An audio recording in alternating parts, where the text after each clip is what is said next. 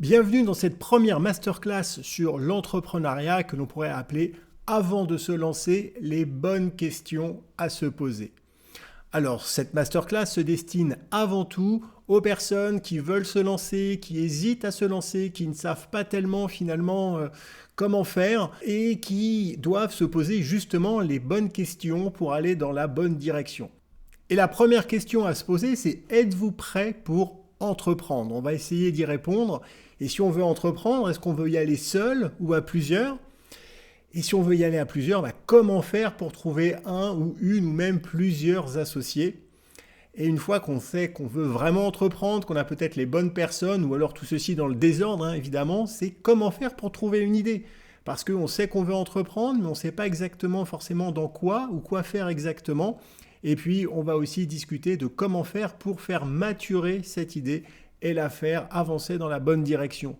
Une fois qu'on aura répondu à toutes ces questions, on sera capable de passer à la suite qui est comment passer de l'idée à l'exécution. Mais ça, c'est pour plus tard. Tout de suite, on commence cette première masterclass, les bonnes questions à se poser avant de se lancer.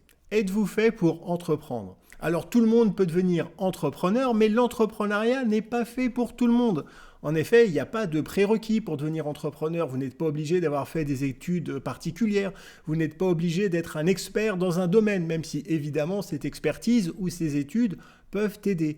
Il n'y a pas de profil finalement. On peut être jeune, moins jeune, femme, homme, habiter à Paris, à la campagne. Il n'y a pas de prédestination. Est-ce qu'on est entrepreneur ou est-ce qu'on le devient? Ça, c'est une question qui n'a pas forcément de réponse. Si on veut devenir entrepreneur, il faut le faire pour les bonnes raisons. Ça doit être un appel intérieur, ça doit être une soif de liberté, une soif de construire, une passion dévorante, une envie de construire son propre projet et surtout, la pire des raisons pour entreprendre, c'est d'entreprendre parce qu'on pense qu'on peut devenir riche ou entreprendre uniquement pour devenir riche. Alors évidemment, quand on entreprend, on veut construire un projet, on veut le développer, on veut créer de la valeur et à la fin, évidemment, on va améliorer, si tout se passe bien, sa situation financière personnelle, mais ça doit être la conséquence de tout ça et non pas le premier but recherché. Parce que si votre seul objectif c'est de devenir riche, alors il y a d'autres méthodes qui peuvent peut-être être plus adaptées à ce que vous voulez faire, notamment dans la finance, dans le trading ou d'autres, parce qu'on ne peut pas survivre à l'entrepreneuriat si on est juste là pour gagner de l'argent, parce que c'est très difficile. Et ça, il faut bien le comprendre, il faut bien se le mettre dans la tête. Devenir entrepreneur, c'est un véritable parcours du combattant. C'est un combat qui ne s'arrête pas, ça va demander énormément d'énergie, énormément d'investissement. Il va falloir beaucoup travailler. Et ça, c'est pas quelque chose qui peut se faire si vous n'avez pas la passion dévorante. Parce que si vous n'êtes pas entrepreneur, parce que vous poursuivez un but précis, parce que vous avez cette envie de tout casser, alors vous allez rapidement abandonner. Il faut bien comprendre que quand on entreprend, en général, on n'est pas tout seul, et je ne parle pas d'un ou plusieurs associés, je parle de l'entourage, et quand on entreprend, c'est beaucoup de travail, comme je le disais, et ça va avoir un impact évident sur votre entourage. C'est quelque chose qu'il faut préparer, il faut mieux en discuter avant. Il faut vraiment être certain d'avoir un support au niveau de l'entourage proche, parce que si vous devez gérer en plus des problématiques personnelles quand vous construisez votre projet, alors votre énergie, votre focus ne sera pas à 100% sur le projet et ça va générer beaucoup de difficultés. Donc, parlez à vos proches, à votre partenaire, soyez certain qu'ils savent dans quoi vous allez vous embarquer. Il faut mieux en parler avant et s'assurer que tout le monde est aligné sur les mêmes objectifs et qu'ils seront là pour pouvoir vous aider dans les moments difficiles. Être entrepreneur, c'est beaucoup de travail, c'est beaucoup d'implication dans son projet. Vous verrez que, par exemple, le week-end, vous serez là avec votre famille, mais en fait, non, vous ne serez pas là parce que mentalement, vous serez toujours dans votre projet, vous n'allez jamais lâcher l'affaire. Et ce n'est pas que vous allez être esclave du projet, vous allez faire ça, vous allez travailler parce que vous avez envie, parce que finalement, vous allez vivre votre passion. Et chaque jour va être incroyable parce qu'il va être rempli d'énergie et de volonté. et vous allez travailler parce que vous le voulez, parce que vous êtes porté par votre mission. Et être porté par une mission et travailler même sans relâche pour quelque chose que vous avez décidé vous, ça c'est véritablement le bonheur, c'est l'aventure et vous allez goûter chaque jour et chaque heure de cette aventure entrepreneuriale. Alors, certes, c'est beaucoup de travail, c'est beaucoup d'implication, mais si c'est ce que vous avez choisi et que vous êtes certain que vous êtes capable d'aller dans cette direction, alors foncez. Il ne faut surtout pas sous-estimer l'implication que cela va avoir et donc il faut bien se rendre compte de tous ces éléments avant de se lancer parce que si vous pensez que vous n'aurez pas l'énergie, que vous n'aurez pas la passion suffisante et qu'en plus vous serez peut-être ralenti par des personnes autour de vous qui vont finalement créer une bulle négative, alors ce sera très difficile et peut-être même trop difficile. Donc réfléchissez bien à tous les impacts qu'entreprendre vont avoir sur votre vie personnelle. Assurez-vous d'avoir cette énergie, cette envie et finalement que cette aventure entrepreneuriale représente et réponde à une véritable ambition personnelle. Si vous cochez toutes ces cases, alors vous allez avoir les meilleures chances de réussite. Lorsque j'étais étudiant au milieu des années 90, l'entrepreneuriat n'était pas quelque chose de bien connu ou de bien défini. Les startups commençaient à peine, on n'entendait pas vraiment parler. Par contre, j'avais déjà cette envie finalement de liberté, de créer des projets. Lorsque j'ai fait mon stage de fin d'études dans une grande entreprise, je me suis vraiment rendu compte que le salariat, c'était pas fait pour moi parce que j'avais vraiment envie de m'impliquer, j'avais envie d'avoir un impact dans les missions, dans les sujets, dans les projets que j'allais porter. Et en étant simplement un engrenage dans une grande entreprise, ça me frustrait énormément.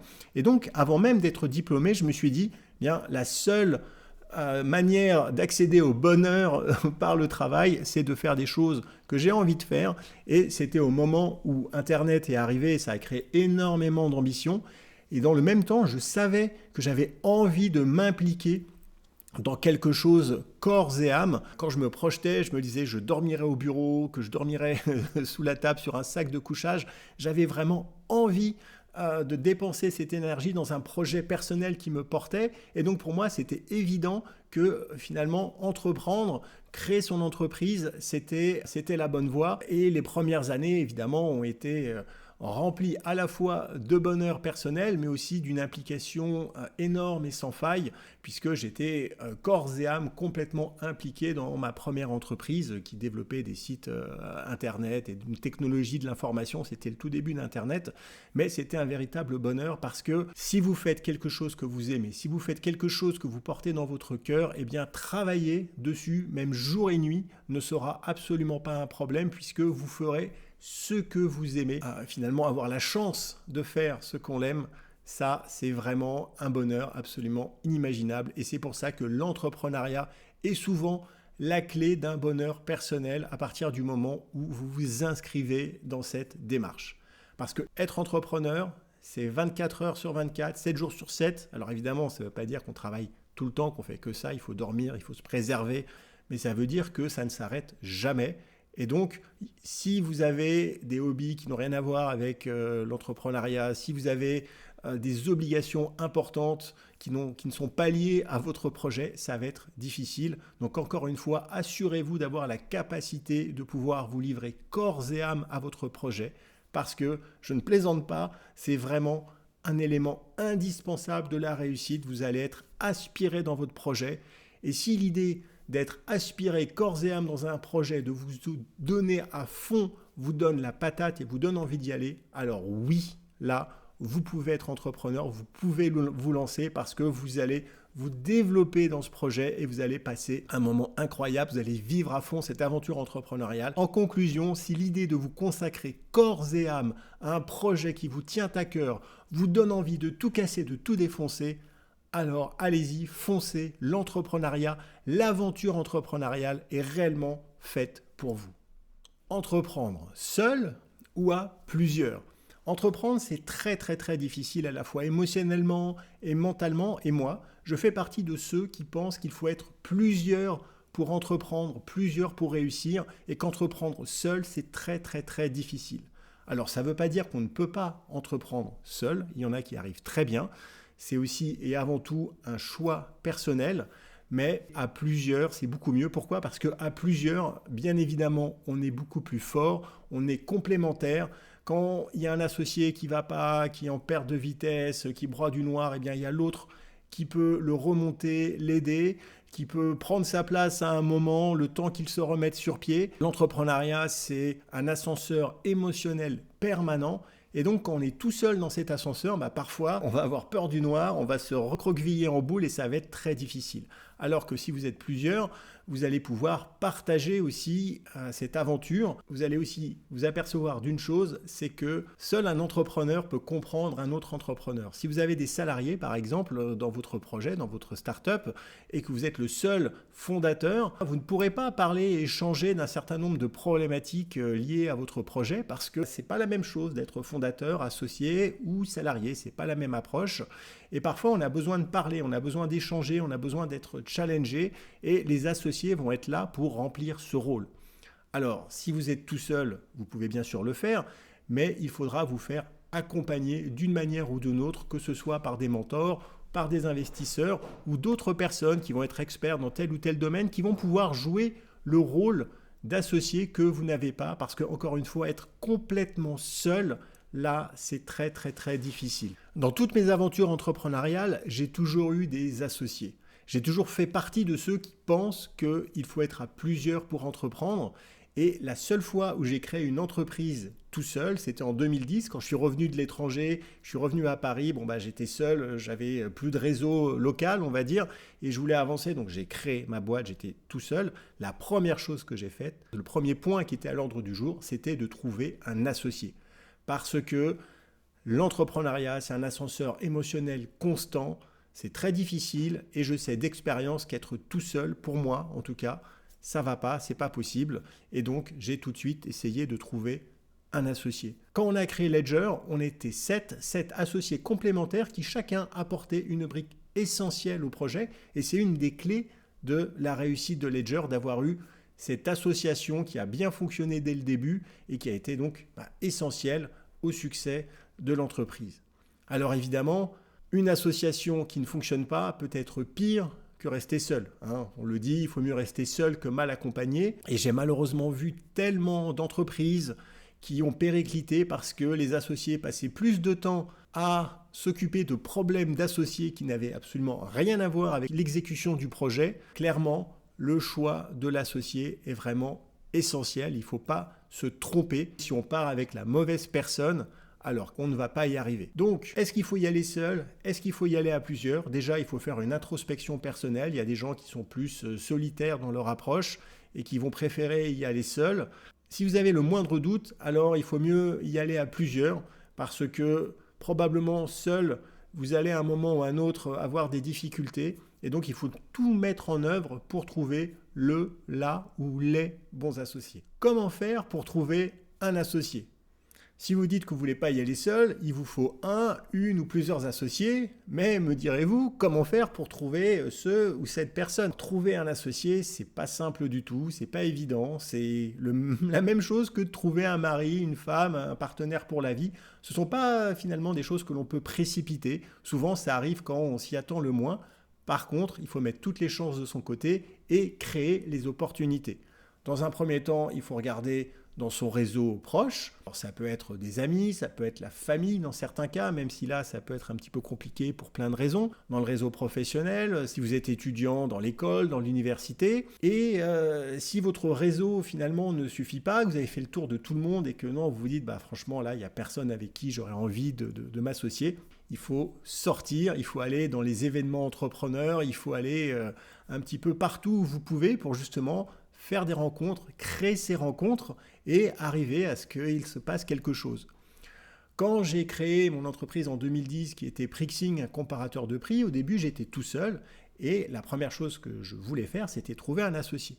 Alors, qu'est-ce que j'ai fait? J'ai pris un petit peu le prototype de mon application qui était sur un smartphone Android. Il fallait scanner des codes barres et puis on voyait le prix, on voyait ce qu'il y avait dedans. Et je me baladais avec des codes barres que j'avais découpés de boîtes de cornflakes, de Nutella, etc. Et j'allais dans tous les apéros entrepreneurs, tous les événements, les startup week-ends, etc. Et puis, je montrais mon projet à tout le monde pour dire voilà, regarde, qu'est-ce que tu en penses. Donc c'était déjà une manière aussi de confronter mes idées, et on en reparlera plus tard, mais aussi finalement une manière de créer des opportunités pour rencontrer du monde. Et c'est finalement ce qui s'est passé, à force de parler à tout le monde et de montrer mon projet, j'ai fini par croiser la route de quelqu'un, Thomas France, qui est devenu mon associé dans Prixing et qui ensuite a continué l'aventure et qui a aussi été mon associé dans la maison du Bitcoin et Ledger. Et donc c'est en créant ces opportunités, c'est en sortant, c'est en montrant, c'est en étant ouvert, c'est en échangeant qu'on arrive à faire des rencontres et qu'on arrive à créer ces petites étincelles. Bon, c'est comme dans la vie d'une manière générale, qui vont ensuite donner lieu à des bonnes rencontres et à des associations de qualité. Alors une fois que vous avez rencontré la bonne personne ou que vous avez tout simplement des candidats en tête, comment savoir si cette personne sera un bon associé ? Alors ça, c'est pas forcément évident, il n'y a pas de recette magique, c'est quelque chose que vous devez ressentir vous-même. Moi, j'applique une méthode qui est un peu une illustration de ce qu'il faut faire, de ce que je pense être important à faire. Cette méthode, c'est la suivante. Vous prenez un billet de train pour aller très loin, vous allez avoir 5 heures, 7 heures de train en intercité, et vous partez avec cette personne, et donc vous allez être assis l'une à côté de l'autre pendant 5 heures. Et si pendant tout ce trajet, il n'y a pas de temps mort, vous ne vous sentez pas obligé justement de combler les vides, si vous vous sentez à l'aise, si tout se passe bien, alors je pense que cette personne pourrait être un bon associé. En tout cas, si ça se passe mal, si vous n'êtes pas à l'aise, si vous vous sentez obligé de combler les vides, alors ça va probablement mal se passer parce que lorsqu'on est associé avec quelqu'un, on va passer énormément de temps ensemble. On va aussi se retrouver dans des situations de tension extrême, pas forcément entre les associés, mais en tout cas liées au projet. Et donc, ça va exacerber un petit peu toutes les émotions. Et il faut avoir quelqu'un avec qui vous vous sentez vraiment à l'aise, sur qui vous pouvez compter. Et donc, il faut analyser un petit peu tous ces signaux faibles. Et l'idée du train est juste une illustration d'un exemple de ce que vous pouvez faire pour voir si la personne à qui vous pensez, finalement, sur le long terme, ça pourra fonctionner. Mais comme trouver un associé, c'est pas forcément facile, il faut aussi savoir être patient. Mieux vaut attendre ou mieux vaut finalement y aller seul plutôt que de choisir par défaut, que de choisir une personne en ayant des doutes, parce que choisir la mauvaise personne peut vraiment annihiler toute chance de succès de l'entreprise. Donc encore une fois, prenez votre temps, soyez certain de la décision que vous allez prendre. Attention à l'erreur de casting, il ne faut pas se tromper et donc bien prendre son temps et être patient. Une autre question que l'on se pose souvent quand on veut lancer son projet, c'est justement quel projet ? Comment trouver une idée ? Dans quel secteur ? Alors c'est un peu quand on est petit et on se dit qu'est-ce qu'on va faire plus tard ? Parfois on n'a pas d'idée, on a peut-être des inspirations, mais c'est pas évident. C'est très difficile de trouver sa voie, le projet, l'idée dans laquelle on va investir toute son énergie. Ça m'est déjà arrivé d'être en recherche d'une idée. J'avais vendu ma start-up et je savais que je voulais continuer d'entreprendre, mais je ne savais pas quoi faire exactement. Tout ce que je savais, c'était qu'on allait être dans nouvelles technologies, start-up. C'était aussi, en 2010, c'était le début des applications mobiles. Et donc, je cherchais une idée d'application mobile. Mais je ne savais pas quoi du tout. Et j'ai mis des semaines et des mois avant de trouver. Mais il existe quand même un process pour y arriver. La première chose à faire, c'est d'être en veille permanence dans le secteur qui vous intéresse. Lire toutes les ressources, les newsletters, les sources d'informations, les réseaux sociaux, s'abonner aux influenceurs s'il faut, tout voir, tout regarder. Il faut être une véritable éponge, il faut s'inspirer et en regardant, en lisant, en découvrant finalement d'autres projets, de nouvelles choses, à un moment on va voir l'inspiration, on va se dire « Ah bah oui tiens, ça c'est pas bête », hop, on va noter des premières idées et ensuite surtout, bien entendu, on va les faire évoluer puisque c'est rare d'avoir la bonne inspiration au début et on commence, on fait un premier prototype, on voit ce que ça veut dire, on voit aussi la faisabilité parce que c'est surtout l'exécution qui va compter et on va la faire évoluer, on va regarder et puis si on s'aperçoit que ça ne va pas, eh bien on va revenir en arrière, rechercher d'autres choses et en étant en permanence à l'écoute et en lisant un maximum de flux d'informations, eh bien c'est comme ça qu'on arrive à créer des étincelles qui vont nous mettre sur la voie du projet, de l'idée. C'est en discutant avec d'autres personnes que l'on va aussi avancer. Et donc, il faut être une véritable éponge et avoir l'esprit absolument ouvert. Parfois, on va trouver le secteur dans lequel on a envie de s'impliquer, de travailler, de trouver un projet, mais justement, on ne va pas trouver l'idée exacte ou le projet sur lequel eh bien, mettre toute son énergie. On aura beau chercher, retourner absolument tout, on n'arrive pas. C'est ce qui m'est arrivé en 2013, après avoir vendu Prixing. Je suis tombé sur le Bitcoin, la blockchain, et j'ai été frappé par la foudre et je me suis dit que je devais absolument travailler dans ce secteur. Mais par contre, je ne savais pas du tout quoi faire exactement. Est-ce que je devais aller dans du mining? Est-ce que je devais faire un échange? Est-ce que je devais plutôt aller dans de la programmation pour créer des nouveaux projets particuliers? Mais je ne savais pas vraiment. Alors parfois, lorsqu'on est bloqué comme ça, il faut changer sa manière de penser et essayer d'adresser la problématique de manière différente. Ne trouvant pas l'idée précise à faire, je me suis dit on va avoir une approche horizontale, je ne vais pas choisir, je vais ouvrir un lieu à Paris qui s'appellerait la Maison du Bitcoin et qui me permettrait juste d'être là, au bon endroit, au bon moment, espérons-le, sur cette technologie, mais me donnant le luxe de pouvoir choisir plus tard. Donc c'était une approche qui était un peu originale. À l'époque, personne ne comprenait ce que faisait une maison du Bitcoin parce qu'elle avait très peu d'activité, il ne se passait rien. La seule chose, c'est que c'était ouvert, les gens venaient et je créais un lieu pour créer des opportunités. Et le business model, c'était, on va espérer qu'il va se passer quelque chose parce qu'un lieu comme ça coûte cher. J'avais pu remettre tout ce que j'avais, mais je ne pouvais pas rester non plus des années dans cette situation. Mon idée, c'était de créer des opportunités dans cet univers. Et finalement, c'est ce qui s'est passé puisque la maison du Bitcoin a permis des rencontres avec les futurs associés de Ledger, et donc Ledger est arrivé suite à la création de la maison du Bitcoin. Donc parfois, il faut avoir une approche un petit peu différente, trouver une manière de choisir sans choisir, c'est ce qui va vous permettre de faire évoluer votre projet. On dit souvent que des startups pivotent parce qu'au début, elles commencent à aller dans une direction qui ne va pas être la meilleure ou la plus adaptée, et en comprenant de mieux en mieux le marché, on va faire changer l'idée. Donc l'idée, c'est quelque chose qui évolue tout le temps, et il ne faut pas avoir peur de la changer, il ne faut pas avoir peur d'en parler, et c'est ce qu'on va voir tout de suite. Une idée, c'est fait pour évoluer. Et la seule manière de faire évoluer cette idée, c'est d'en parler, c'est de la confronter au marché. Et il n'y a rien de pire comme réflexe pour un entrepreneur de ne pas vouloir partager son idée de peur que quelqu'un vous copie. Alors, mon conseil sur ce sujet, il est très clair. La première chose que vous devez faire, c'est vous faire piquer votre idée. Voilà, comme ça, c'est fait, elle est piquée, on n'en parle plus, vous pouvez passer à autre chose. Vous pouvez en parler avec d'autres personnes sans avoir peur qu'on vous la pique, puisque c'est déjà fait. Alors, évidemment, ça veut dire quoi? Ça veut dire qu'il faut en parler. Il ne faut pas avoir peur d'exposer votre idée, parce qu'une idée n'a absolument aucune valeur. Seule son exécution compte. Et si vous ne parlez pas de votre idée, vous n'allez pas la confronter à la réalité et vous n'allez pas l'améliorer. Parce que très probablement, l'idée que vous avez, l'idée où vous dites oh, c'est la meilleure idée, c'est l'idée du siècle, elle est géniale, en fait, très probablement, cette idée, elle est nulle.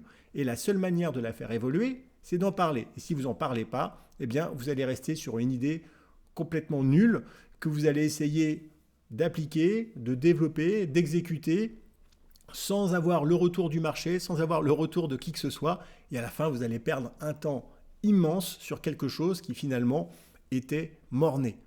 Pour vous donner un exemple, 2010, je cherche une idée dans les applications mobiles et au début, j'en ai une.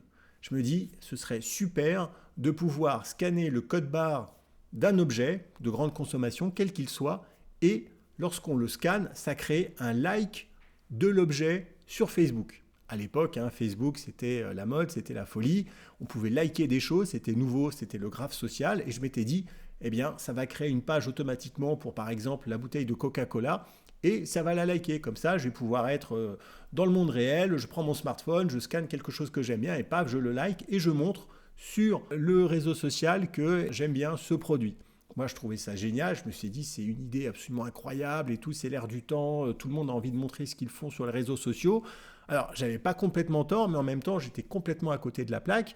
Et la première chose que j'ai faite une fois que j'ai eu cette idée, que j'ai fait un tout premier proto, j'ai pas passé trop de temps dessus, mais c'était juste un démonstrateur, je suis allé voir des gens, des amis, et je leur ai montré. Et tout de suite, ils m'ont regardé en me disant, mais ton truc, c'est lamentable, c'est juste nul, ça sert à rien. Alors, au début, je me suis dit, oulala, j'étais super déçu, mais très rapidement, j'ai compris qu'ils avaient raison et qu'en fait, j'étais parti dans un délire dans ma tête et que la réalité était que tout le monde s'en fichait de pouvoir scanner un produit et dire qu'on aimait ça sur son fil Facebook. Par contre, ce que j'avais développé, à savoir la capacité de scanner, de reconnaître le produit, m'a inspiré vers d'autres choses en regardant les produits, en me disant, bon bah maintenant ce qui est intéressant, c'est finalement le rapport que j'ai créé entre le smartphone et le produit via le code barre. Qu'est-ce qu'on peut faire avec ça? En triturant, en regardant, j'ai découvert qu'il y avait des bases de données de prix dans les magasins physiques parce que c'était à l'époque les drives, faire ses courses sur internet et se faire livrer dans le magasin qui étaient en plein développement. Je pouvais scraper, récupérer toutes les données de prix de tous les magasins, créer une base de données de prix quasiment en temps réel sur des produits de grande consommation, et ça a donné Prixing, qui était un comparateur de prix de produits de grande consommation. Et donc j'étais parti d'une idée qui était très mauvaise, mais que j'ai pu faire évoluer et raffiner en parlant. Et donc c'est très important d'en parler. Et évidemment, quelqu'un aurait pu se dire, mais c'est génial ce qui se fait, les codes barres, les machins, les trucs, je vais lui piquer son idée. Eh bien, bonne chance, allez-y, piquez-la cette idée, parce qu'il faut encore faire l'exécution, il faut tout mettre en place, que ce soit au niveau de l'application, du back-office, des scripts pour aller récupérer les données, les bases de données. C'est beaucoup de travail. Et il y a des idées qui sont très simples, mais qui pour autant, en matière d'exécution, sont très complexes et nécessitent énormément d'investissement en temps et en ressources. Donc, si de toute façon, la seule chose que vous pouvez apporter au projet, c'est l'idée, eh bien, vous n'allez pas aller très loin, parce que ce que vous devez apporter, c'est l'exécution, c'est la manière de réaliser cette idée. Et moi, quand je parlais ensuite de Prixing, des idées, de ce que je voulais faire pour essayer d'améliorer un petit peu le produit, je ne rentrais pas dans les détails, j'expliquais pas comment j'avais codé le scanner de code barre, j'expliquais pas comment j'avais codé les scripts qui permettaient de récupérer les informations de prix, j'expliquais même pas comment on faisait pour récupérer les prix, les notions de drive, etc. J'en parlais pas. Les gens me disaient, mais comment tu fais pour avoir les prix? Peu importe. Parce que ça, c'est pas l'idée, ça, c'est l'exécution. L'idée, on peut en parler, mais l'exécution, évidemment, c'est ça que vous devez garder près de vous. C'est ça qui, éventuellement, à un moment ou à un autre, peut se faire protéger par un brevet si on est dans de l'industriel. Mais les idées, non, ça n'a aucune valeur. On ne brevette pas une idée. Encore une fois, la seule chose qui compte, c'est son exécution. Et donc, une fois que vous avez compris ce point fondamental, vous allez pouvoir vous libérer et parler de votre idée à tout le monde. Combien de fois je reçois des messages d'entrepreneurs, de personnes qui veulent se lancer et qui me disent « Monsieur l'archevêque, j'ai une idée incroyable, c'est l'idée du siècle, ça va générer des milliards, j'ai besoin de 30 minutes de votre temps pour vous exposer l'idée, que vous puissiez me dire ce que vous en pensez et surtout que vous puissiez m'aider à la réaliser. » Donc, si la démarche de partager l'idée pour avoir mon retour, elle est intéressante, pourquoi pas? Attendre de quelqu'un qui réalise l'idée montre que finalement, eh bien, ces personnes ne sont pas des entrepreneurs parce que l'exécution est vraiment la clé de la réussite de l'idée. Et donc, si vous n'êtes pas capable d'exécuter votre idée, vous n'avez rien à faire dans l'univers de l'entrepreneuriat. Ou alors, si vous n'êtes pas capable de le faire vous-même, vous devez trouver les bonnes personnes pour le faire. Mais en tout cas, ce ne sera pas moi. Et je pense que tout le monde peut se rendre compte que ce n'est pas en me demandant à moi de l'aide pour le réaliser que cela pourra fonctionner. En conclusion, faites-vous piquer votre idée, parlez de votre idée, n'ayez pas peur de l'exposer. Plus vous allez en parler, plus vous allez avoir des retours terrain, plus vous allez avoir des retours de clients potentiels, plus vous allez faire évoluer l'idée dans le bon sens et plus vous allez vous diriger vers un projet qui a du sens, qui peut fonctionner et qui doit être exécuté ensuite à la perfection pour atteindre le succès. Une fois que vous avez votre idée, une fois qu'elle a bien avancé, une fois que vous avez trouvé vos associés, si vous voulez vous associer avec quelqu'un, la prochaine étape, c'est de passer de l'idée à l'exécution. C'est là vraiment le moment le plus important des débuts de votre projet, de votre entreprise, de votre start-up. C'est de passer de ce que vous avez dans votre tête à quelque chose de concret qui va pouvoir créer une preuve de concept, qui va pouvoir à la fois vous rassurer sur la viabilité de votre produit et aussi commencer à attirer, pourquoi pas, les premiers investisseurs. Alors, comment faire pour passer de l'idée à l'exécution? C'est ce qu'on va voir dans la deuxième partie de ma masterclass sur l'entrepreneuriat.